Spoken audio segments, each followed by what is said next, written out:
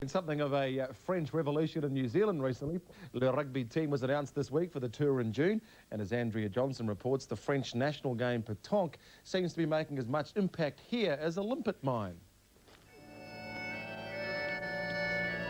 It's one of the fastest growing sports in New Zealand. In Australia, everybody's playing the French national game pétanque. Now the sport has its own New Zealand association, and each week hundreds of Kiwis get together to play, eat and drink the day away. The fledgling association's run by Aucklander Chris Priestley, and it's been going about a year, making fast progress. 2 years ago we had our first atomic tournament over here, and there were 30 people in it. The next year we had it, there was 45 people, and this year there's 96, and I had to cut it off because there were another 20 or 30 that wanted to play, but we would have been still here after dark. So yeah, this year it's really taken off. I love Paris in the winter when it drizzles. It's pretty close to becoming officially affiliated to France, so from then on we can have a New Zealand championship, and perhaps we can find the sponsorship, send a team to France to play in the World Championships. In France, pétanque is played everywhere and by millions in Europe. While some European-born New Zealanders like Jorg Schultz have quietly played the game here for years, suddenly this site is becoming commonplace.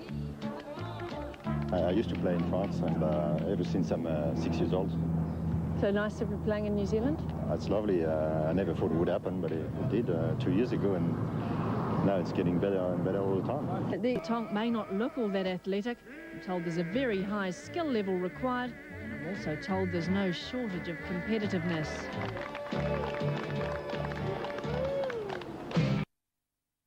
Now it looks like it's catching on in this country. It's called pétanque, and in Auckland today nearly 200 turned up to take part in a tournament. It's a lot like bowls, but competitions are not played on grass, and the iron bull can be tossed or rolled towards the couchinet, as it's called. At this stage, pétanque is in its infancy in this country, and seems to have been taken up by the so-called cafe society. How popular it becomes outside cafes, only time will tell. Steel bull, mix in a little accordion music, add a couple of extra ingredients, and but for the Petanque trees you could be in France.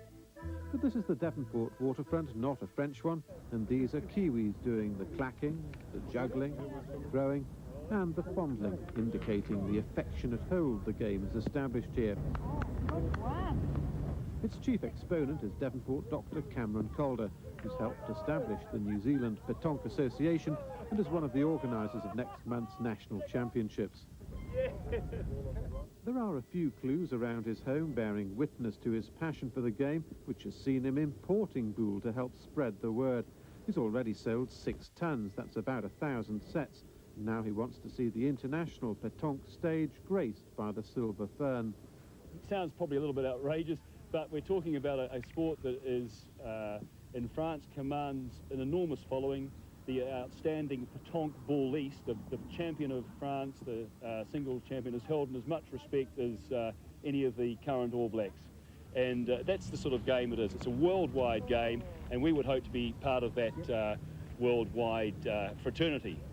It's estimated as many as 20,000 New Zealanders have played pétanque, a figure that's growing rapidly. Not surprising given its qualities. It's very sociable, very friendly, lots of fun. Not too much exercise, just a nice way of meeting people. Like all sports these days, pétanque has developed a veritable industry of accessories. And for those who find bending down just a bit too energetic, this is probably the answer. Rules out any excuse for not playing, really, doesn't it? Martin Tasker reporting, and the first New Zealand Pétanque Association National Championships will be at Victoria Park in Auckland on the weekend of November the 19th and 20th. Jim, will we see you there? Well, I'm working on it, you know. Tout va bien for me when I'll be there with bells on. That's a start, that's a start. The spiritual home of Club Petanque, Devonport. This week's feeler, Club of the Week.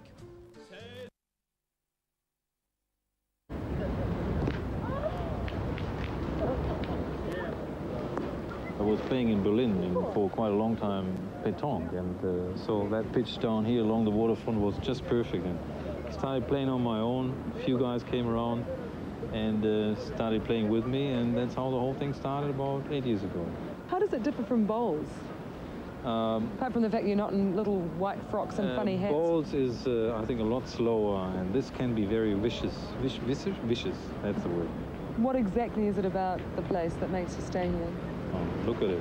The ocean, wonderful people, great weather. What else do I have?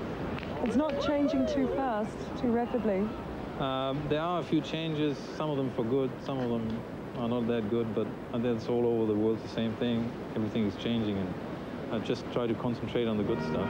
And here it is. Rules against teams from 35 countries. Pétanque is the name of their game, and they're treating the trip seriously enough to have employed the All Blacks sports psychologist to help their concentration and motivational skills. From Auckland, Martin Tasker reports. This is the popular image of pétanque, elbows bent as much for opening bottles as lobbing boule. But the New Zealand team for the World Championship is taking the game rather more seriously. Even the captain's car has been painted to look like a boule. And on the pitch, or the terrain as it's known, training is in earnest. The players anxious to outperform their assumed ranking on the world stage. In terms of pétanque, New Zealand would rank alongside the Ivory Coast in rugby, in analogy, rugby terms. And how are you going to do something about that? Well, we're going over there to, mindful of the fact that we are representing our country, we're determined to do the best we possibly can and learn a little bit about the rigours of international competition to bring back this information and knowledge and pass it on to others. The three players picked after their success in that other NPC, the National Pétanque Championship, each have a special role in the team. Devonport GP Dr. Cam Calder is the captain. Mike Sharp says he's the roadie, while French-born Christian Fouquet, who's lived in New Zealand for 18 years, will be the translator and tactician, his heritage giving him an insight into what they'll face in Brussels. I think the level of play is going to be very high. Most of the European teams are professionals. They've been playing for 100 years, I'd say. And in fact, the Romans played pétanque in their time, so I think it's going to be a very, very high level of competition. And we are going over there for the first time in New Zealand, but I still think we can do something on the day. Part of the charm of pétanque is that any player can have a moment of glory over someone more experienced, even if it might be rather short-lived. And that's the message the team hopes to drive home when they come back from the Worlds in time for the next national champs here in November. This is Martin Tasker for Sports Night. And we wish them all the very best. Well, that's the show for tonight.